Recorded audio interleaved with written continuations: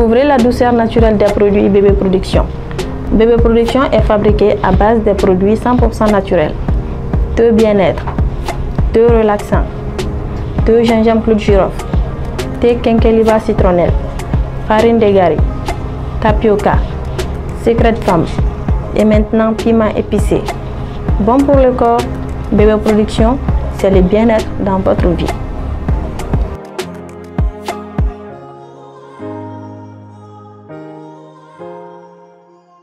DMS TV jabarani filabɔ Mali kɔnɔ ani Mali kɔ ni wagati na aw minnu sigilen n'o ka lajɛ an ka foli bi aw bɛɛ lajɛlen k'a fɔ ɲɛna ko dɔgɔkun an bɛ jamukan dɔ sigi yan n'o ye DMS TV School DMS TV ka walanbulon o kun ye i n'a fɔ an bɛ bamanankan fɔ cogoya min na mɔgɔ caman b'i yɛrɛ bamanankan na cogoya min na an ka laɲini fana pour que bamanankanw fana bɛ se ka don an ka kalanw na cogoya min na an ka baara kɛ n'a ye pour que Aziz b'a fɔ kuma bɛɛ lajɛlen na kan min ka surun la kan min bɛ se k'i dɛmɛ i bɛ se k'i ka baaraw k'a la cogoya min na pour que jamana kɔnɔdenw fana bɛ se k'i faamuya an y'o jateminɛ an bɛ se ka bamanankan de sɔrɔ la o de kama an fana ye nin jamukan in sigi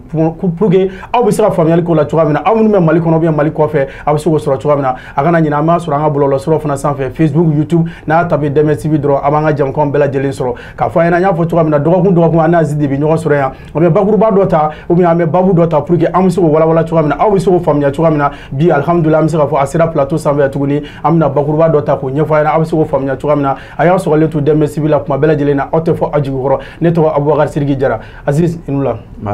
baasi t'i la kɔni baasi tɛ yan mɛ ok n y'a fɔ n ko dɔgɔkun an bɛ ɲɔgɔn sɔrɔ yan an bɛ bakuruba dɔ ta bamanankan na pour que a bɛ se ka faamuya cogoya min na an ka jamukan min tɔgɔ ye DMS TV ka walanbulon bi an ɲɔgɔn sɔrɔ est ce que folikan dɔ fana b'i bolo ani laɲini dɔ ka ɲɛsin ala ɲɔgɔn ma sɔnni an ka don babu yɛrɛ kɔnɔ bi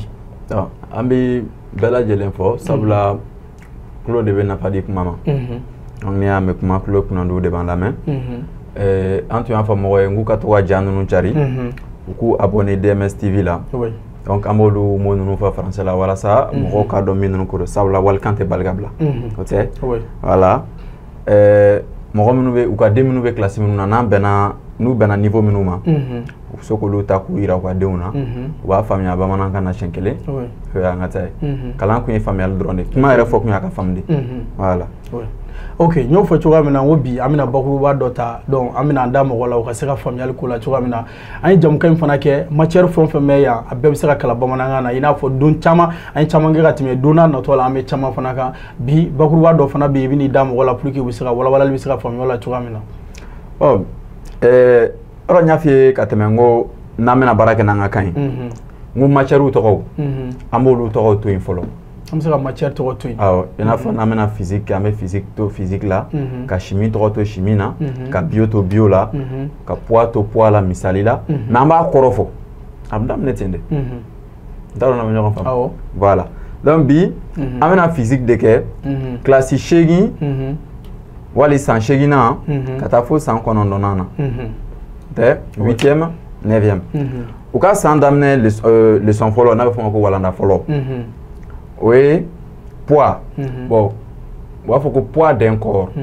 corps ye fɛn o fɛn quoi a mana kɛ fɛn o fɛn ye o de wele ko un corps a fɛn bɛɛ fɛn o fɛn hali tableau in fɛn o fɛn o tɛ maintenant poids mɔgɔw ka danfara dɔ dɔn quoi poids ani masse tɛ kelen donc différence b'u ni danfara b'u ni ɲɔgɔn cɛ poids ani masse danfara b'u cɛ munna masse o ye fɛn giriya ye n'i ye nin ta sisan ka taa bila balansi sanfɛ n'a ye kilo 1 bɔ walima n'a ye gramme hakɛya min bɔ o ye nin masse de ye o bɛ ta en kilogramme o y'o unité ye maintenant poids o ye fanga de ye le poids c'est une force o fanga ye poids ye fanga de donc ale bɛ suma ni dynamomètre de an bɛna don a kɔnɔ le poids d'un corps a kɔrɔ de ko fɛn fanga ko fɛn fanga ye dugukolo bɛ a samali min kɛ k'a bin a yɛrɛ kan o de ye fɛn fanga ye misali la n bɛ nin ta filɛ nin ye fɛn dɔ de bolo a lajɛ filɛ a bɛ ye kɔni ko nin fanga ye dugukolo bɛ a samali min kɛ k'a bin duguma k'o de ye nin fanga ye le poids d'un corps est l'attraction que la terre exerce sur ce corps.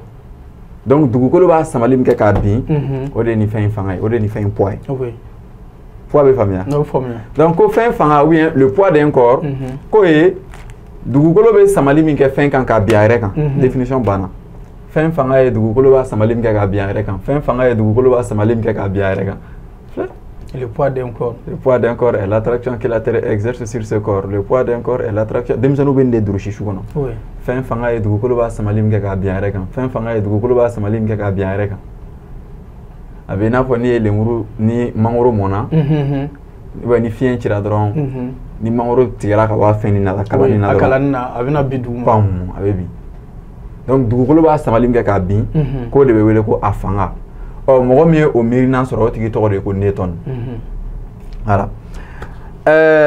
Lakodɔn cogo zala ninnu bɛ lakodɔn cogo di nin bɛ lakodɔn cogo di lakodɔn cogo n'o y'a caractéristique ye min b'a yira ko nin fɛn in de don caractéristique y'o de donc an ye définition fɔ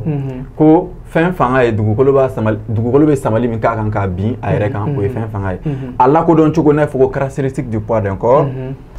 a bɛ lakodɔn cogo di ni dugukolo bɛ fanga sinsin nin kan k'a bin a yɛrɛ kan dugukolo ka samali bɛ sinsin a yɔrɔ min kan n'a bɛ fɔ ko point d'application a sinsin yɔrɔ fanga lawaleya yɔrɔ quoi a bɛ appliquer yɔrɔnin min kan o tɛ donc o de bɛ di cahier kɔnɔ ko G o ye fanga sinsin yɔrɔ ye a yɔrɔ fɔlɔ a lakodɔn cogo fɔlɔ fɔlɔ o ye a fanga sinsin yɔrɔ filanan e yɛrɛ k'a lajɛ n b'a bila a ma bin yan a ka sira donc n'i ye fɛn bila a bɛ sira min ta misala n'a bɛ n bolo tan n y'a ta ka sira la wa a taga sira ni n y'a bila a bɛ bin nin y'a ka sira ye donc direction a ka sira ye jɔlen de i m'a ye a ka sira jɔlen de don a bɛ fɔ nin de ma ko a dalen misala mobili min bɛ boli mobili ka sira ye dalen de horizontal ale bɛ taa ten de o tɛ terrain ka sira o bɛ taa ten n'i ye ballon passer mɔgɔ ma a bɛ kɔlɔnkolo duguma o bɛɛ ye sira dalen de horizontal kɔrɔ de ye min dalen don vertical kɔrɔ ye min jɔlen don oblique kɔrɔ ye min jɛngɛlen don oblique min jɛngɛlen don o tɛ donc an y'a ye n'i ye nin bila a bɛ tilen de ka jigin donc a ka sira ye jɔlen de o mana bɔ yen a kun tilenna n'a bɛ f'o ma ko sens a kun tilenna a kun tilennen don yɔrɔ min ma a ɲɛsinnen don yɔrɔ min ma a filɛ a bɛ sanfɛ a bɛ ka na duguma donc sens ça c'est du haut vers le bas ka bɔ sanfɛ ka ɲɛsin duguma o de y'a kun tilenna ye a kun tilennen don yɔrɔ min ma misali la n'a bɛ bɔ yan numan fɛ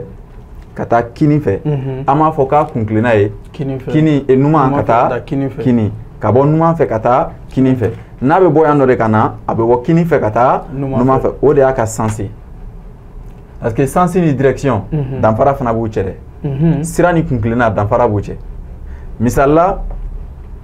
nin filɛ n bɛ k'a ta ka yɛlɛ sanfɛ a ka sira tilennen don mais a kun tilenna ye ka bɔ duguma ka yɛlɛ sanfɛ nin bɛ ka bɔ sanfɛ ka bin a ka sira fana o ye jɔlen ye mais a kun tilenna ye ka bɔ sanfɛ ka jigin duguma donc olu tɛ kelen ye olu tɛ kelen ye voilà o mana bɔ yen a hakɛya n'a bɛ f'o ma ko intensité donc dugukolo bɛ fanga hakɛya min ka kan k'a lajigin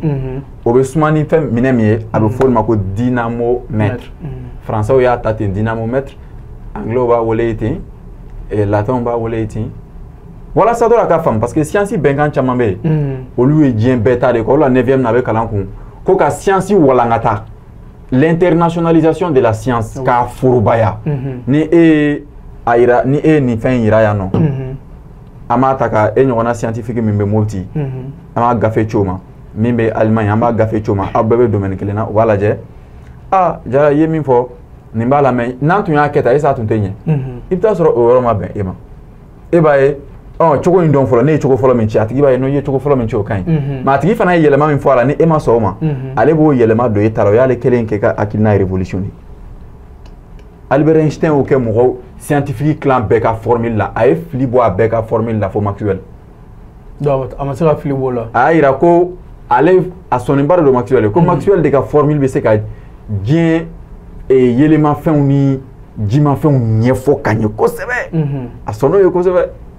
bon hali o la u b'a fɔ ko Maxwell ka bɛnkanw a tɔgɔ dara Maxwell de la n'o tɛ Maxwell kelen ka baara tɛ Maxwell ni Ampère ye dɔ kɛ ani Faraday ye dɔ kɛ ani Gauss yɛrɛ ye dɔ kɛ ninnu bɛɛ tun ye scientifique tɔgɔw de i y'a ye Ampère o de tɔgɔ filɛ mɔgɔw ka compteur kan de mɔgɔ tɔgɔ de don donc ale tɔgɔ de taara 10 ampères 5 ampères mɔgɔ tɔgɔ de don a bɛ n'a fɔ mobili Ford bɛ cogo min na moteur dilannen mɔgɔ fɔlɔ fɔlɔ min ye so bɔ wotoro la ka moteur don o tigi tɔgɔ de tun ye Henry Ford ye u ye Henry tigɛ ka bɔ a la ka to Ford la o mobili Ford de filɛ nin ye ten de don o wagati u y'a jateminɛ ni soden kelen tun bɛ se ka donni min sama wali soden duuru bɛ se ka donni min sama ɔ moteur min fana bɛ yen ko o fanga bɛ la k'o donni hakɛ sama o kɔrɔ o moteur ni o so fana bɛɛ so hakɛya bɛɛ ye kelen donc 12 cheval vapeur n'i y'a mɛn ko 1 cheval o kɔrɔ de ko soden kelen fanga de ye nin 2 chevaux o kɔrɔ de ko soden fila donc fɛn mana kun fɛ quoi ayi a nana ten de o donc fo nin de ka dayɛlɛ mɔgɔw k'a faamu donc an y'a fɔ ko fɛn fanga bɛ lakodɔn cogo min na an ko fɛn fanga ani fanga fana tɛ kelen nin fɛn in fanga ani fanga bakuruba la olu fana tɛ kelen an bɛna don o la donc ko fɛn fanga ye dugukolo b'a samali min kɛ k'a bin a yɛrɛ kan a lakodɔn cogo o tɔmi fɔlɔ n'o ye premier point ye o ye fanga bɛ dugukolo ka samali bɛ sinsin yɔrɔ min kan filanan a ka sira o tɛ sabanan a kunkilenna naaninan a hakɛya donc walasa ka fɛn hakɛ dɔn f'i k'a suma o tɛ voilà donc an ko a bɛ lakodɔn diɲɛ kɔnɔ ni bɛnkan min ye n'o ye unité internationale ye donc mɛtiriw bɛ se ka to unité la a ka unité ye diɲɛ kɔnɔ y'a ye a ka unité ye diɲɛ kɔnɔ Mali tɛ dɛ diɲɛ kɔnɔ o ye Newton de hali n'i taara Russie Russiw tɛ Newton traduit sabula mɔgɔ min ye nin fɛn in jateminɛ fɔlɔ a tigi tɔgɔ de ko Isaac Newton donc tɔgɔ in kɔni a bɛ to n'i ye an jamu bɛ cogo min na an jamu ye an bɛnbakɛw ye baara minnu kɛ o de kɛra i ma i jamu i bɛ ma jamu ni fɛn min ye o jamu y'o de donc ninnu fana n'i ye baara min kɛ komi tubabu fana tɛ fitiriwale ye a bɛ i tɔgɔ da i ka baara kan i ka baara kan y'a ye hali o fɛn in kan ka kɛ Mali yɛrɛ sirabaw n'a a baarakɛyɔrɔbaw la yanni an ka taa jɔ boulevard de l'indépendance avenue Aziz Bouteflika non boulevard de l'indépendance aw yɛlɛma k'o kɛ Modibo Keyita ka siraba ye Modibo de ma yɛrɛma hɔrɔnya d'a ma u k'a kɛ Modibo Keyita ka siraba ye Amérique siraba minnu kun tɔgɔw kun sɛbɛsɛbɛlen do ten rue tan u y'a bɔ yen k'a dɔw k'u ka président tɔgɔw n'u ka pont tɔgɔ ye hali pont min bɛ pont min tun bɛ diɲɛ kɔnɔ n'a ka jan ni diɲɛ pont bɛɛ ye n ko mɔgɔ dɔ de tɔgɔ bɔra ingénieur min y'o dilan a tigi tɔgɔ de tun ye ko Bay a bɛ fɔ anglais pont de ma anglais la ko bridge donc Bay Bridge pont min ka jan ni a bɛ San Francisco ni Amérique yɔrɔ tɔw tugu ɲɔgɔn na o tɔgɔ de ko Bay Bridge voilà bɛɛ y'i ka pont parce que mɔgɔ fɔlɔ fɛn fɛn y'a essayé ka pont in jɔ a binna bɛɛ de sera k'a jɔ a ma bin voilà o sɔrɔ ka tɔgɔ d'ale la o y'a tɔgɔ d'ale la donc Newton de fana ye nin hakilina in bɔ a bɛ fɔ ni nin leçon in de sera ɲɛfɛ a bɛ taa fɔ ko mécanique de Newton ka mécanique Newton ka fɛnw bɛ bɔ u nɔ la cogo min na Newton ka faamuyali la o ye de nin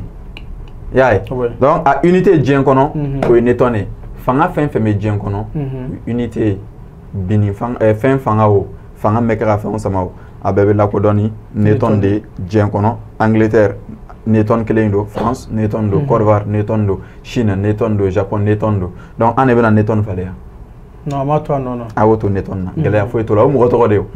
hali ni an ka Ablaye Diop taara Nations Unies la o b'a tɔgɔ falen yan donc a bɛ suma ni minɛn min ye o ye dynamomètre ye a bɛ sugu bɛ dɔn ni fɛn min ye n'o y'a unité k'a sugu dɔn parce que sisan n'i ye fila sɛbɛ fila ka kilogramme fara a kan kilogramme fana an t'o traduire o fana ye système international de faransi kilogramme anglais kilogramme o ye système international de fana ye o de la b'a fɔ ko l'unité dans le système international ou SI système international or international system o tɛ an de bɛ n'olu falen yan olu falen kun tɛ o a bɛ n'a fɔ sisan n'i ye chimie ta an bɛna se chimie ma don dɔ la o e b'a fɔ nin ma ko ji français ko a ma ko l'eau anglais ko a ma ko water o tɛ japonais b'a fɔ nin ma ko maji o tɛ mais bɛnkan min b'a la H2O o tɛ falen français ko ko H2O anglais ko ko H2O donc olu bɛnkan tɛ falen quoi donc olu bɛ to yen olu ye diɲɛ ka bɛnkan de internationalisation de la science kɔrɔ dɔ ye donc ni e ye fɛn min yira ko tiɲɛ don an bɛɛ bɛ sɔn a ma k'a ta n'o notation ye mais an bɛ taa ɲɛfɔ an ka mɔgɔw y'an ka kan de la walasa u k'a dɔn ko nin fɛn de ko don ni bɛɛ y'a dɔn ko nin don i bɛ taa sɔrɔ e ma yɔrɔ dɔ y'a la a hakilina bɔra la e ma yɔrɔ dɔ y'a la misali la nin hakilina bɔra Newton na mais yɔrɔ dɔ tun bɛ yen Newton m'o y'a la o Newton ko n'i ye fɛn bila dɔrɔn k'a bɛ bin dɔ fana ko ko tiɲɛ don ko n'i dun sera kalo fan fɛ ko n'i ye fɛn bila k'a ti bin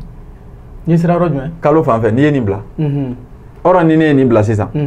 a bɛ bɔ ne kun yan fan fɛ ka se ne sen yan fan fɛ a tɛ taa ten dɛ a bɛ bɔ sanfɛ ka jigin duguma bon n'i ye nin bila sanfɛ sisan a bɛ jɔ n'i ye ne yɛrɛ kɛ sisan ko ne yɛrɛ bɛ ka bɔ duguma sisan ka yɛlɛ o kelen don nin fɛn in bɛ ne kun bɛna tɛmɛ nin na a bɛ na ne sen na ou bien a lajɛ ne jɔlen filɛ nin a filɛ kunkolo filɛ a filɛ a bɔra kunkolo la ka jigin sen na an ka nin fana lajɔ bigi la yɛlɛ a bɔra kunkolo la a bɛ ka taa sen na ɲɛ b'a la a fila bɛɛ c'est symétrique ɲɛ t'a la principe d'équivalence dɔ de fana ye nin fana dayɛlɛ mécanique nin fana ka mécanique la mais olu ti fɔ 9e mɔgɔ ye mais i b'a dɔn ko nin ye 9e 2 heures leçon 8e 2 heures leçon kelen bannen de ta le poids d'un corps 2 heures fɛn fanga ye dugukolo bɛ samali min k'a kan k'a bin wali dugukolo bɛ samali min labaara kan k'a bin wali dugukolo bɛ samali min lawaleya kan k'a bin i m'a ye a fɔcogo ka ca o tɛ fɛn fanga bɛ lakodɔn cogo di fɔlɔ dugukolo ka samali bɛ sinsin yɔrɔ min na filanan a ka sira sabanan a kunkilenna naaninan a hakɛ a ka unité ye diɲɛ kɔnɔ o ye newton de a bɛ suma ni minɛn min ye o ye dynamomètre ye giriya bɛ suma ni balance de nin bɛ suma ni minɛn min ye o ye dynamomètre ye a bɛ n'a fɔ funteni hakɛya température température bɛ suma ni thermomètre de fɛn fanga fana bɛ suma ni minɛn min yɛrɛ olu fana tɔgɔ ye ko dynamomètre bamanankan na an b'a fɔ ko dynamomètre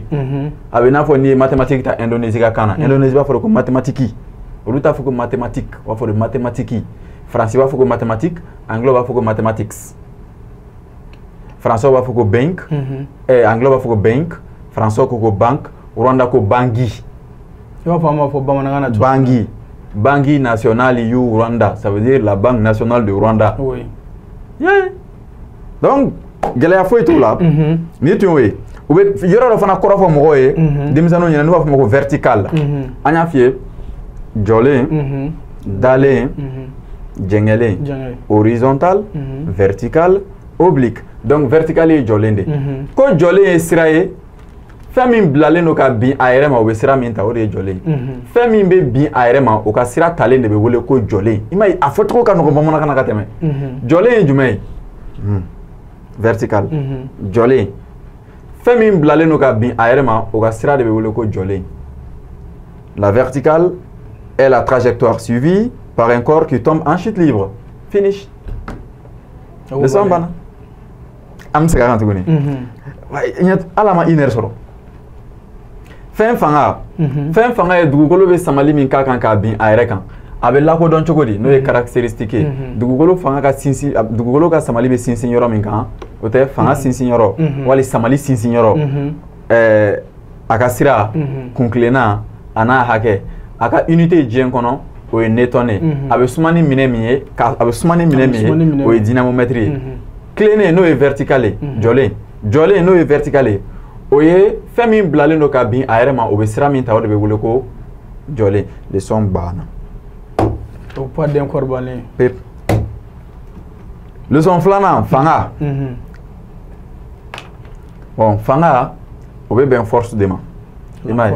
n ko poids d'un corps o ye fɛn fanga de fɛn bɛ o ye fɛn nin yɛrɛ fanga min bɛ nin kelen na o de ye a ka poids ye mais fanga o de bɛ bɛn an ka fɛn fanga ani fanga tɛ kelen fɛn fanga o ye fanga min bɛ nin fɛn in na o ye poids d'un corps ye maintenant fanga o ye fanga bakuruba an bɛna fanga kɔrɔ fɔ sisan force min n'an b'a fɔ français la an b'a fɔ ko la force a nana kumaden min fɛ a bɛ fɔ o de ma ko fortis latin donc français fana y'a ta latin qui veut dire fort min jɔlen don donc fanga ko fanga ye wale o wale a bɛ ne bolo bamanankan de la tan fanga a kɔrɔ n'o ye définition ye wale o wale n'o bɛ se ka fɛn dɔ bila lamaga la n'o ye ka bila mouvement na wali kelen ka a lamaga cogo falen ka mouvement modifier le mouvement o tɛ o ye dynamique ka kɔlɔlɔ ye wali dynamique ka effet dynamique ye ni fɛn bɛ bɔ a nɔ la n'a ti bɔ a nɔ la o ye statique ye dynamique a bɛ bɔ a nɔ la mouvement kɛ statique cak o tɛ wali ka a lajɔ o ye statique ka kɔlɔlɔ ye donc ko fanga o ye wale o wale n'a bɛ se ka fɛn dɔ bila lamaga la n bɛ na wale o wale a bɛ se ka fɛn dɔ bila lamaga la a lajɛ ne bɛ ka nin min kɛ tan ne bɛ ka fanga de kɛ ka nin fɛn in bila lamaga la i m'a ye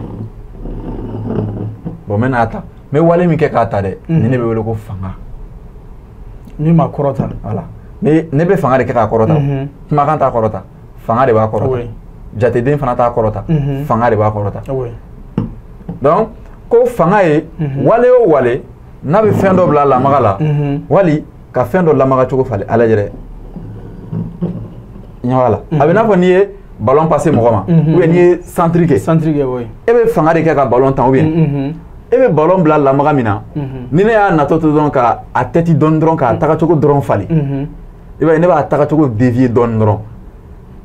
o bɛɛ ye dynamique ka kɔlɔlɔ de o ye ka a bila lamaga la wali k'a ka lamaga cogoya falen n t'a dɔn n'an bɛ ɲɔgɔn faamuya o ye effet dynamique ye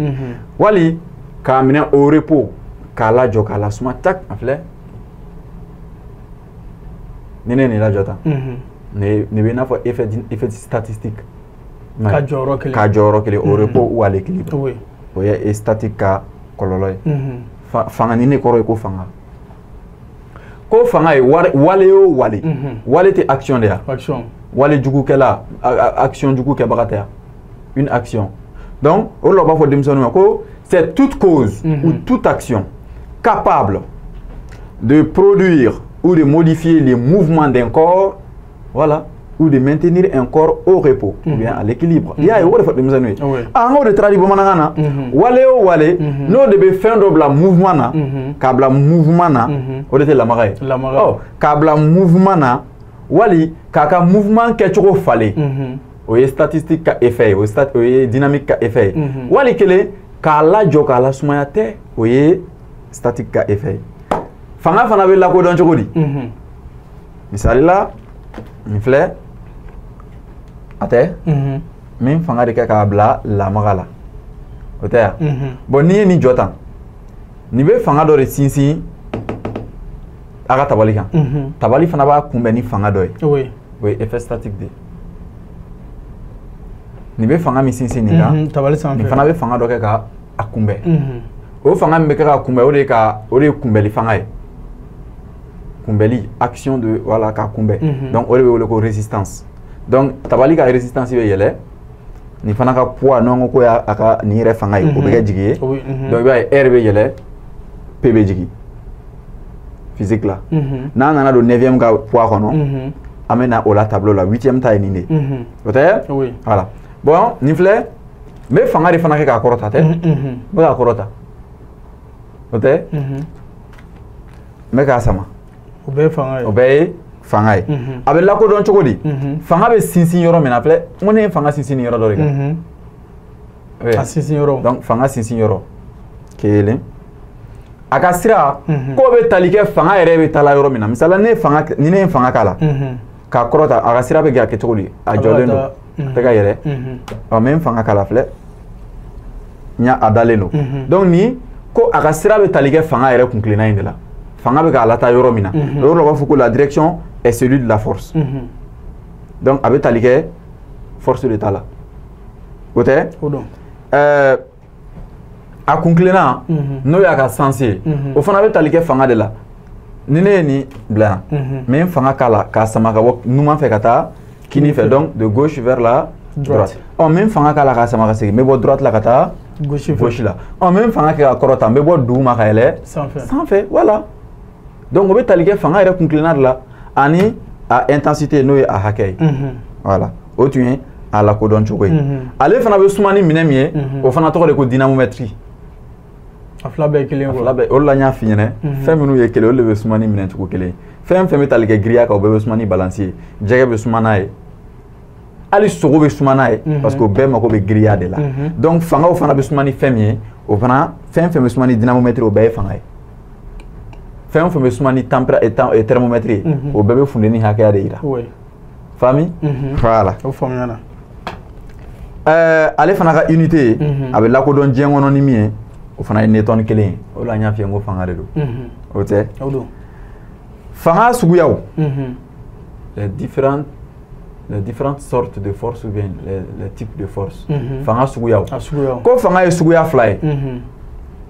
magataw ani magabaliw minnu bɛ maga ɲɔgɔn na ani minnu tɛ maga ɲɔgɔn na force de contact ani force à distance o tɛ ɔ minnu bɛ maga ɲɔgɔn na olu ye misali la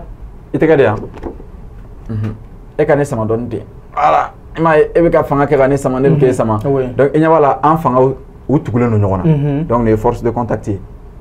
nin ye fanga sugu o bɛ ka ɲɔgɔn sama nin ye fanga sugu dɔ ye ni ye nin bila nin sanfɛ u ka u magalen don ɲɔgɔn na u ka fangaw bɛ ka ɲɔgɔn fɛngɛ tabali fanga ani ni fanga u nɔrɔlen ɲɔgɔn na o fana ye force de fanga minnu bɛ maga ɲɔgɔn na dɔrɔn o tɛ o don wali n'i ye ressort don fɛn dɔ la ka to k'a sama ka na i ma donc i ɲɛ b'a la aw tugulen don ɲɔgɔn na a bɛ ka ɲɔgɔn sama o bɛɛ ye force de contact ye a bɛ maga a banna dɔrɔn magataw dɔrɔn fanga minnu bɛ maga ɲɔgɔn na dɔrɔn o bannen maintenant min magabaliw o ye i m'a ye magabaliw minnu tɛ maga ɲɔgɔn na o tɛ a bɛ n'a fɔ n'i ko kunbɛbaliw fɛn minnu tɛ ɲɔgɔn kunbɛ abada olu ye parallèles de ye voilà magabaliw n'o ye force à distance ye o ye i n'a fɔ ema ni nɛgɛ ema n'i ko ema mɔgɔ caman b'a faamu n'o tɛ a tɔgɔ bamanankan na o ko nɛgɛ ta nɛgɛ nɛgɛ min bɛ kɛ ka nɛgɛ wɛrɛ ta mais nɛgɛ ta nɛgɛ o kumaden ka jan dɔɔni an bɛ se ka taa ni ema ye o bɛ bɛn an b'o t'o cogoya la aw t'o cogo la i bɛ ema bila ka nɛgɛ bila a bɛ sin ka nɛgɛ samaka gɛrɛ yɛrɛ la mais u ni ɲɔgɔn cɛ foyi tɛ u magalen tɛ ɲɔgɔn na o mais u bɛ ɲɔgɔn sama o ye différence b'u ni ɲɔgɔn cɛ donc olu ye magabali ye u bɛ fanga kɛ ɲɔgɔn kan ka sɔrɔ u ma maga ɲɔgɔn na n'i ye fɛn bila sisan filɛ an b'a fɔ ko dugukolo fana bɛ samali dɔ de kɛ n'a ka bɛn mais est ce que nin ni dugukolo magalen don ɲɔgɔn na non donc a filɛ o fana ye fanga magabali dɔw ye o fana ye force leçon bannen nin heure naani de bannen tan i y'a ye donc ko fanga wale o wale n'o bɛ se ka fɛn dɔ bila lamaga la n'o ye mouvement ye wali kelen k'a lamaga cogo falen o ye dynamique ka kɔlɔlɔ ye o ye effet dynamique ye wali kelen k'a lajɔ tɛ a lakodɔn cogo fanga sinsin yɔrɔ a ka sira o bɛ tali kɛ fanga yɛrɛ la a kun kilenna o bɛ tali kɛ fanga yɛrɛ la ani a hakɛ a bɛ suma ni minɛn min ye o bɛ wele ko dynamomètre a lakodɔnnen don ni fɛn min ye diɲɛ kɔnɔ o ye newton ye fanga ye sugu fila ye magataw ani magabaliw fanga magataw ye ni mɔgɔ fila bɛ ka ɲɔgɔn sama walima i ye manajuru don fɛn dɔ la ka to k'o sama walima i ye ressort don fɛn dɔ la ka to k'o sama olu ye o ye fanga magabaliw ye fanga minnu bɛ waleya ɲɔgɔn kan yɔrɔ janw fɛ ka sɔrɔ u ma maga ɲɔgɔn na o leçon balen a banna de mɔgɔw ka video ta u ka yira u denw na kalan kun ye faamuyali de mais anw bɛ nin durusi de bon n'i ye nin fɔ denmisɛnnin ɲɛna a ka kan na hali san 10 n'i y'a ɲininka ko fanga ye fanga tɛ fɛn fɛn bɛ fɛn dɔ bila a lamaga la a bɛ na quoi c'est automatique a bɛ na bon maître ne ye nin traduit bamanankan na nin tan ka ban mɔgɔw bɛ baara t'olu la ka ninnu fana don mansin kɔnɔ o y'olu ka baara de donc olu b'a don mansin kɔnɔ k'a kɛ livre ye k'a bɔ ten de don san 10 ni san 30 ko kuma jumɛn bɛ nin na nin fɛn in bɛ a mɛnna dɛ depuis Newton bɛ yen hali bi an bɛ k'o kalan olu la b'a fɔ ko n'an y'an ka kan ta an bɛ taa retard la an bɛna san joli k'a la français tatɔ mɔgɔ ye i yɛrɛ ɲininka k'an bɛna san joli k'a la mɔgɔ m'o ɲininkali kɛ est ce que u yɛrɛ ɲininka la ko science bɛ français la yan'an k'a ta o ma y'a la n'an donna a kɔnɔ de an taara ye a bɛ n'a fɔ n'i donna ngoko kɔnɔ de i bɛna bɔ a kalama ko science bɛ ngo la a bɛ n'a fɔ n'i donna bamanankan kɔnɔ de i bɛna dɔn ko science bɛ bamanankan na n'i donna japon ka kan kɔnɔ i bɛna dɔn ko science bɛ japonais la o la n y'a f'i ye siɲɛ dɔ la n ko langue scientifique tɛ diɲɛ kɔnɔ walima langue bɛɛ ye scientifique ye science tɛ dɔwɛrɛ ye ka se ka diɲɛ ɲɛfɔ dɔrɔn la détermination de la nature bɛɛ tɛ diɲɛ ɲɛfɔ i ka diɲɛ yecogo diɲɛ ɲɛfɔ i ka yecogo de la bɛɛ b'i ka science ɲɛfɔ i ka ɲɛfɔcogo de la o ou bien diɲɛ dan ye tubabula de donc o kɔrɔ ye science dan tɛ tubabu ka kan ye parce que tile min bɛ olu ka kan na n'o ye le soleil ye walima a bɛ sun o tile kelen de fana bɛ anw ka kan na n'o ye tile ye a bɛ wuli kɔrɔn fɛ a bɛ bin tilebin fɛ a bɛ wuli east ka taa bin west o tɛ u t'o de kalan denmisɛnninw kun kilasi 4 na diɲɛ seleke 4 kɔrɔn tilebin worodugu kɔgɔdugu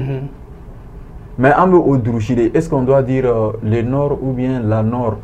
a bɛ fɔ cogo voyez article article bɛ na article ti bamanankan na japonais fana bɛ ten article ko kuma t'a la on doit dire un femme ou bien une femme olu bɛɛ ye article ko ye o cɛ ye wali muso a banna cɛ muso a banna cɛw les hommes n'i ye u bila an ta laban na dɔrɔn a banna an ka pluriel de y'o de ye a bɛ n'a fɔ anglais a tɛ fɔ ko man k'a fɔ ko mans ka s bila a laban na la man men i m'a ye mɔgɔw ka fɛnw jamayalan wele cogo tɛ kelen ye child denmisɛnnin children denmisɛnninw o la ko save children ka denw lasago mais an bɛ n'o ko olu gɛlɛya cogo di non tɛ gɛlɛya woman muso women muso o la ngona me baraka nga kana quoi jenka tilde anga mugo kana bla kuna kame 91 de la sa 91 ya soro Android be mugo Android bora 91 de Android follow smartphone pour la première fois 91 iPhone de 2017 oh mais bi ko katili iye ko ke ano bidro pap mugo me fo États-Unis bora kalama oh nega ire la bi ngo fanga ngo e forcé aw ka ni publier YouTube kan ka publier Facebook kan mogo ka tige ka chari o ne dem na ta fanga kala mogo kuma non te ndoro ne do donc ko galente ni tu as leçon fly fanga ani poids d'un corps donc force ani poids d'un corps donc maître be se ka nyefoti mais ka leçon to ka kana folo o ka nyefu nyane ba manankana nota kon traduire ne flane bolo ne ba manakana de wa dynamométrie an to dynamométrie ko maître to donc o faren kuta yi ayo to dynamométrie la o jenka benkande Newton ayoto Newton na otna fali fanga suguyaw asuguyaw olube anga kana walman kele force suguyaw akano fanga fe a ne ge a fanga iba me chogomi iba sebeti anglais ngo kan kalanina ka français kala baroko o meli la o kan ngoni anglais ta yorondo français la ibe mo manga me chogomina il se be mo kalan chogo mi iba sebele chogo mina o manga de bala mais anglais la be mo sebele chogo mina o manga tala français la manga bisabani sabade bala mais anglais la manga kemeni binan nan de bala français de mago be san kelen doron de la wala sa ni koko français akase ka kalan ka koro ko ne kodo mais anglais de me san sabani gona de ke wala sa ni afo esanko kaka direction sebe est-ce qu'on doit dire direction or direction of la bangala walma water water water water orlo wa fuga amerique be barage anglais la mais ni doro anglais ko fana kono be na ya US English and British English abe fo amerique de mako US United States oui jamana frale nyonga abe fo Angleterre de mako UK UK, Angleterre abrégé nori. Ça veut dire United Kingdom, Royaume-Uni. Kingdom de le Royaume, Masafanga. Donc Masa Blum farali nyoron quand on devait le UK. Russie, Russia en anglais. Ama foko Russie, ou le foko Russia.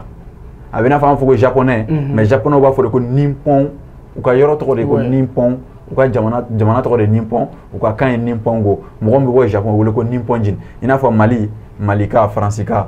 Ouais, mais arrête de rendre comme ça, on a gaba malien. Donc, on le bébé ben. Ou quand soit madoroma n'anga barake n'anga kain. Le son est banin flé. Oui. Oh, force ou la appliquer le nos femmes na djien kono. Lolo izinu be. Abolo izinu de takado chokan fe sandong anye min kala meto bara bébé bara soro. Sege du même ni ko fe. La gré Robert Dengele yani be ba be se bala veni le son se be ka bampe. Oh, financement ko kuma du même ya non. Oh, angata do ordinateur la ka sebe e mo xamnu ka bara wo lu do rebe chômage la awoto na ko bara wo luma wa dama de war so le ka kandela donc ni tu kan le son flanya fo ka klara baro keni ala me baga we doni donc ame bitabla ya no o me condition ko infana na chama mo ira sisa ni ko kera sisa do anga bi école ni fona ka livre ni fon bola na fa dictionnaire ou bien physique livre ni fon est ce que ko be ko mi sera kenyina parce que chama mi ira fon la ko parce que ka man no ngwa parce que chama me be bomana me ma seben chugo menima or la constitution nyebla gafe mi mbora mo ye kuma fen fo aglamba ye kuma fen fo ko re kunye mina nga kante ta kun shisigilente kalaka ne de kimata as shisigilente kalaka chori ne kuma nga bo jeninga nyimina jumae ma jin 500 dron ka nyimi afra ka nga kanta ma fuku 500 dron ka afenga yo no tenteo amanga kanta école tabe nyefota journal donc waru kelen mime ke bamana hana 13h ou ko doron la ele ka a heure doron décalé ou bien o fana sans koya non tu sans o mo ko tinga ba oui ka constitution nyefo bamana hana constitution kura mi reste sebela o sebeba ka were bora o sebero la dro o toro nyefo bamana hana al sama fo kama perola o la nya finyene ibi farafina jamana chamai ani diɲɛ jamana tɔw olu ka frontière gabakuru sigilen no duguma de tak nin de ni jamana dan ye mais anw ka frontière gabakuru bɛ an hakili de kan ko nin de an dan ye n t'a dɔn ni ye kuma in faamu jamana tɔw ka frontière gabakuru dalen do duguma anw ta frontière dalen do an hakili de kan an ka k'o de ta k'o bɔ yen quoi n yɛrɛ kun don n ko kuma fo k'o ta ka wuli ka bɔ yen voilà bon yɔrɔ tɛgɛ ma frontière hakili bila an hakili kan dɛ kumakan de ye frontière gabakuru bila an hakili kan donc kumakan de fana b'a ta ka bɔ yen hakilimaw ka ko de don mo hakili dɔ de bɛ hakili dɔ mara effectivement o tɛ wa olu yɛrɛ bɛ ka constitution lajɛ tubabukan de la k'a ɲɛfɔ bamanankan na donc u bɛ ka doli min kɛ mɔgɔw kun na ko an kan ka taa prémarannée la ko ka taa kalan yala olu bɛ ka se ka constitution kalan bamanankan na olu taara kalan prémarannée la fɔlɔ ka sɔrɔ ka na k'a ɲɛfɔ yan kelen u ko k'an ka kan ma sɛbɛn o fana tɛ kuma ye min sigilen don kala kan taa Mali minisiriso bɛɛ la ji ni courant minisiriso ji ye tubabukan de a sɛbɛnlen tɛ minisiriso n'i taara ministère la i b'a sɛbɛn kalan minisiriso o tɛ lakana minisiriso taa hôpital fɛnkɛ la Sogoninko dɔgɔtɔrɔso la a sɛbɛnlen don warisara yɔrɔ ɲin furakɛ yɔrɔ kulo furakɛ yɔrɔ kunnafoni di yɔrɔ ni français y'a kalan ko kunnafoni di yɔrɔ a t'a kɔrɔ dɔn ale t'a dɔn ko kunnafoni bɛ wele de ko information ou bien accueil ale t'o dun kunbɛli yɔrɔ o bɛɛ bɛ yen accueil tɛ kunbɛli yɔrɔ ye mɔgɔ bɛ kunbɛn yɔrɔ min na wali bisimila yɔrɔ bienvenue welcome an m'a sɛbɛn cogo di aw bisimila hali an ka dugu dɔw dondaw la o de sɛbɛnlen don aw bisimila hali sisan o b'a la k'an ka kan ma sɛbɛn dɔw fana y'a yira ko an ka k'an b'a fɔ ko dictionnaire min bɛ français la ko dictionnaire min bɛ bamanankan na ko tubabuw de y'o sɛbɛn donc an kan ka baw la ko tubabuw de y'o sɛbɛn lawurus min b'an bolo nin farafin dɔ de y'a sɛbɛn tubabuw de m'o fana sɛbɛn an ka pont farafinw de y'o da tubabuw de m'a da mais an banna ka boli a sanfɛ an bɛ ka kuma micro minnu na ka ɲɔgɔn kunnafoni farafin dɔ de y'a dilan mais munna a bɔra micro dɔ minnu bɔra Angleterre munna an tɛ anglais fɔ a kɔnɔ fo an ka bamanankan de fɔra a kɔnɔ ko bɛ fɛnw ta k'i mago de ɲɛ a la tubabuw b'u mago ɲɛ farafinw ka fɛnw na mais munna an fana t'a mago ɲɛ o t'aw la bon u bɛ k'u sɔnni sigi alphabet min fana kan o ko fana min ɲi ma irisi bɛ baara kɛ nin phonétique kelen de mais kumaden dɔw bɛ irisiw ka kan na olu tɛ sɔrɔla nin phonétique la min kɛ irisiw y'o kumaden dɔ taamasiyɛn k'o d'u ka kan na i n'a fɔ irisi la journal bɛ irisiw b'a fɔ journal ma de ko journal journal maintenant o wele cogo dɔ bɛ ko G irisi la il faut ko A B V G G i n'a fɔ guitare irisi la il faut guitare ma de ko guitare guitare donc au journal u y'o de ɲɛgɛn i n'a fɔ n'i ye x sɛbɛn k'a cɛ tigɛ quoi i bɛ x sɛbɛn k'a cɛ tigɛ i n'a fɔ n'i y'a kɛ tan voilà un peu comme ça voilà a sɛbɛnnisɛnnin bɛ tan tɔ fɛn bɛ ten u b'a wele ko G donc G journal i y'a ye i bɛ p min ye irisi la irisi la n'i ye p sɛbɛnlen yɔrɔ o yɔrɔ o bɛ kalan i n'a fɔ r o de la u b'a fɔ d'a ma ko rote mais a bɛ sɛbɛn ni POT an b'a sɛbɛn français la ko stop S T O P irisi la i bɛ sɛbɛnnin dɔ b'u bolo cogo dɔ la ten o de bɛ kalan ko P mais n'i y'a kalan a mankan bɛ stop de di stop a b'o de di maintenant S C o bɛ kalan i n'a fɔ voilà C de bɛ kalan olu fɛ i n'a fɔ S donc stop C T O fɛngɛnin dɔ bɛ yen ten i y'a ye u bɛ sɛbɛnni kɛ ni o alphabet kelen ye mais munna irisiw ni Poutine bɛ kuma Macron bɛ fɛngɛnin dɔ a kulo la parce que u bɛɛ bɛ alphabet kelen kan o tɛ mais alphabet ninnu mankan u t'o de mais c'est ça la langue alphabet ye langue schématisée len de n'o tɛ langue ka kɔrɔ ni sɛbɛnni ye o langue n ka sɔn fɔra n ka langue ta o tɛ o ABCD min n'olu ɲɛ b'o la olu bɛ fɛ k'o de kɛ Faransi ta ye o tuma Angleterre a bɛ Angleterre min fana bolo ABC fana ye Faransi ta ye Italie bɛ baara kɛ n'a ye voilà caman ka fɛn dɔ ye ko alphabet est-ce que français de ta tɛ yan o ye fili de ye bɛɛ y'a sélectionné latin de la k'i ka kan sɛbɛn n'a ye anglais y'a ta k'u ka kan sɛbɛn français y'a ta k'u ta sɛbɛn Espagne y'a ta ka ta sɛbɛn Italie y'a ta ka ta sɛbɛn Indonésie y'a ta ka ta sɛbɛn Rwanda y'a ta ka ta sɛbɛn Malaisie b'a ta ka ta sɛbɛn kɛlɛ bɛ min Brésil ta tɛ sɛbɛn n'a ye kɛlɛ bɛ min an fana ta dena fila Bamako sɛbɛnlen don n'a ye o mana ma baw la Bamako ye tubabukan de ye an jamu tɛ tubabukan ye o Koulibaly, Diarra, Sissoko. Olu sɛbɛlen no alphabet phonétique la cogo min na dɛ. Ne ko ŋan ka sɛbɛ ten de an ka taa n'o ye. Mali autorité bɛɛ bɛ se k'o sɛbɛn wa bɛɛ bɛ se k'o kalan. Walasa u ka se k'o sɛbɛn n y'o misali yɛrɛ yira. U mago bɛ miniti 5 dɔrɔn de la. Donc an ka wuli ka bɔ an hakili kan ni san 10 ko kuma ye. U mago bɛ miniti 5 dɔrɔn de la ka se k'a dɔn nin ye bamanankan alphabet o ye jumɛn ye? Ka X, Q ani V k'olu dɔrɔn falen ni O, E, Ɲe ani G o y'a bannen. Misali la n'i bɛ fɛ ka ɲɛ sɛbɛn français la n'i bɛ ɲɛ sɛbɛn i bɛ G, N, E, accent grave ɲɛ. Mais bamanankan na ɲe kumaden bɛ yen ɲe ani E o ye ɲɛ ye. Hali Mali ministre b'a fɔ ko ɲɛ. Ɲɛ i bɛ ne kɛ ka ɲe tugu a la donc ɲɛ ne ɲɛ e ɲɛ i bɛ e kɛ ka ɲɛ kɛ e ɲɛ ale ɲɛ walima a ɲɛ ale ɲɛ o lasurunyalen de n'o bɛ wele ko forme contractée i n'a fɔ anglais la I am donc u b'o fɛngɛ dɔrɔn ka kɛ am. I will anglais la u b'o lasurunya ka kɛ I will. Ouais. I will show you. I will show you. A bɛ fɔ cogo di? I will show you. I will not. Oh, I won't. I won't. Donc c'est la surunya quoi. I want to go. I want to go. I wanna go. Finish. Aka nɔgɔ ka tɛmɛ. Donc forme contractée bɛ fɛn bɛɛ la. Y'a ye. Ne bɛ taa. O forme contractée n bɛ taa i m'a ye. N bɛ taa. I bɛ taa. A bɛ taa. An bɛ taa. Aw bɛ taa. O bɛ taa. Donc anw bɛ taa. Anw lasurunyalen de an ye. Aw bɛ taa. O lasurunyalen de a bɛ taa. Y'a ye. A bɛ taa.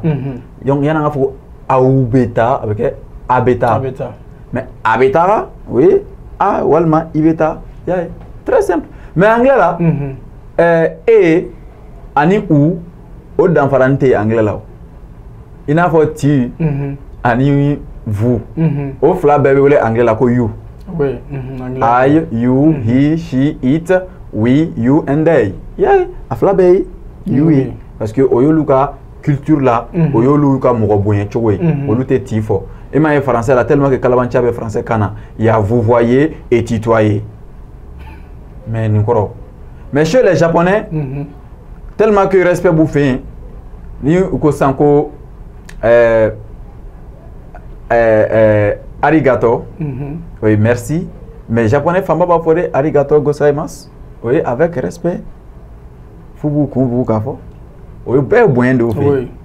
o y'olu ka culture de ye o de la n'i bɛ mɔgɔ ka kalan kɛ mɔgɔ ka kan na i b'a tigi ka culture kalan mɔgɔ caman de ma se k'o danfara dɔn réseau sanfɛ k'an y'a yira ko an bɛ ka kalan kɛ français la ko faransi ka culture a bɛ tan n bɛna yirala sisan k'an bɛ faransi ka culture kalan jamaw ka ja in cari bɔ nin y'an wele leçon kɔnɔ mais ni baro bɛ kɛ ni mɔgɔw ye quoi o bɛ bɛn n'i y'a ta k'a lajɛ walima siɲɛ wɛrɛ n'a bɛ sɔn an bɛ émission spéciale sigi o fɛn in kan quoi o fana bɛ se ka kɛ fana bɛ se ka kɛ n'i y'a ta k'a lajɛ sisan anw ka tagabolo la an b'a fɔ de ko i ni sɔgɔma i ni tile i ni wula i ni su tɛnɛ wali bengɛ benɔgɔ wulu fali o y'anw ka somɔgɔya kow ye cogo ye civilisation de bɛ wele ko somɔgɔya o y'anw ka civilisation kow ye cogo ye o y'anw ka culture taga cogo ye mais olu fɛ yen et puis anw ka culture la n'i bɛ kuma ni mɔgɔkɔrɔba ye i tɛ sɔn k'i ɲɛ jɔ a ɲɛ la Japon o culture min b'olu fɛ yen mais en France c'est le contraire hein. I b'i ɲɛ jɔ mɔgɔkɔrɔba ɲɛ la très bien ni mɔgɔ yɛrɛ bɛ kuma n'i tora k'i ɲɛ jigin a b'a bila a kunna ko non k'e sirannen don ale k'ale ka jɔn de ye a b'o de bila a kunna. I b'i ɲɛ jɔ a la ka kuma fɛ. Olu fɛ u b'u ɲɛ waga ɲɔgɔn na de o tɛ wa olu ka culture la a tɛ fɔ ko a ni sɔgɔma o a bɛ fɔ de ko bonjour e b'a ye n'i donna an ka bureau kɔnɔ n'i m'a fɔ ko bonjour fɔlɔ o tun t'i jate o ye tubabuw ka culture de ye tubabuw ka taabolo la mɔgɔ minnu tun bɛ yen n y'a f'i ɲɛna nɔ murutili min kɛra ka ɲɛsin faransi jamana ɲɛmɔgɔ kɔrɔkɔrɔ dɔ ma Louis XVI kun minnu nana n'o ye n y'a f'i ye n ka jamakulu kun tilalen n'o 3 ye mɔgɔ kalannenw n'o ye clergew ye hɔrɔnw ani fantanw o tɛ o clerge ninnu minnu tun ye mɔgɔ kalannenw ye diinɛ sira kan olu de tun bɛ mɔgɔw kalan ka tila tuguni ka kiiri tigɛ wa comme ube mogo kala ni be mogo kala be wole ko maître donc comme ube kiri fana tige ube kalan ke maître tuguru ko o la fanga avocat ma ko maître ye maître na yoro ya ay fo avocat ma maître tant maître tant maître in sur la clergé ou fait o te france ga ko ta kabolo de ya ala nga administration sigile no france ta sigi chogore la france ga tabia la ate foko homme ay ate foko che ya be fo de ko homme donc amanta bla ko lu tata o la mu ko culture kala o la 9e leçon folo france jamana do yana nga ta kuma kurugan fuka kan akilna mi nana ni kurugan fuka sigile ante kuma o kande mais akilna mi nana ni france lui 16 gena amta sigi ko de démissionner kuna oui ama fo kan na wali jamana ka fen kalon mais wali jamana ka fen kalani malla kalan kunte nafaye a kalan kun do ka se ka passer o la uye Chine di bagi mo manyina ku ka se ka Chine nyefo to ka kana France ka kana donc o koro kunte donia ble o kunya ka se ka fore o la nya fe nganta ku o la wala se ka kaneme no nganga bo kanko la sanganga ke se bere anye ni kalango ko wa ko oni ko ni nglane no ni verre ko verbe bo jumena ka bo chenchena o abo choko di usine do ba kama yo usine sigi anfana ka verbe bo chenchena ko mi chencheme norla otea ne wo ngango deke tene do la be bara soro me kata ke bebe kanjelani kala ka kla na se kana ke mo wero kalamba o kanjelani na bebe ke metria no e ma ni min ka université ko yogo la doro o be ke metri ni min bora IFM na no o be ke metri bon bebe ta metru ka barke ka so bete metri fili jugu ba de be no voilà donc nous kanko de nale no ni ko nunu kanko de nale no ni redoubler ligne kanko de re nale no ni jamana de farali ka doke kalane nga doke kunfi kanko de do no te ka sunyata nga wakati kunfini kalane ko ko kuma kunte wa yek me fin be me ko la fo chômage mona chômage ko kuma kunte mais muna on be baraka la na chômage be kana muna mo ko yere nyini ngala or la super biton ko mo do be geleya kuma fo mais oluti geleya in chogodo geleya be mo munu ganda ulde ba chogodo do be chômage ko kuma fo te chômage in chogodo mo munu be chômage la de ulde ba do minu abena fa ngata fantanya kele ni yere ministre usigilen ko fantanya kele liga wuli kata so olu be fantanya kuma fo ti fantanya chogodo da kele lima no akela lima no parce que adama de aka suma ika fura soro geleya la isente geleya mina ko isente geleya mina aka suma ika fura soro la abena fo nyindimi to joni be se ga nyindimi nyefo ka teme nyindimi baka to no se ga ka le be se ga nyefo adimi go jugala do tse ga kuma mene na ni sigi aho nyindimi na wulla beta ka soro nyindimi ma delige mene ibi akilna de fo wal ma do ya baro boye donc bien ode donc anga tanga muko or la kanko yi ou ka référendum ke ame démocratie lo ka vote ke ngon ba do ka vote ke ka langue officielle ta français égal 3e mais référendum ka ngake no or la ne a fi en chien do la ntaro ni akli bora ngo assise nationale kera chendo ngo mengo assise totora kele jelte frake nenga 462 moribo nuru masega ni yoro usrana ni feminyere wa amba daele wa daele le ne fleni no lu tun sera kan laben sisan kan ke depuis yen ko bla sisan ma sura me dowre lam te kanko kuma naw ne ra kun tuna miri ko famia chogo yere kan ta kanko la blere yai ndara no fam donc au lieu à dabri au ko indala an donc en dunatin kan duntin fo bia nana daele réseaux sociaux cléna wa adama do akli daele le oti marable ko bagan ke chogo tala al nu ye français ni anglais de langue officielle nu ya fo français ni anglais la ma dalam ne bamana kana jama ba do mimbe tenedo ni jelendo eti doko effectivement voilà ok Aziz am sera fo ni bi jam kan ku chele na soro ni kuma ga labando bi bolo sona nga bo plateau sans fait bon amani ni mo fo ka janu nchar ko sebe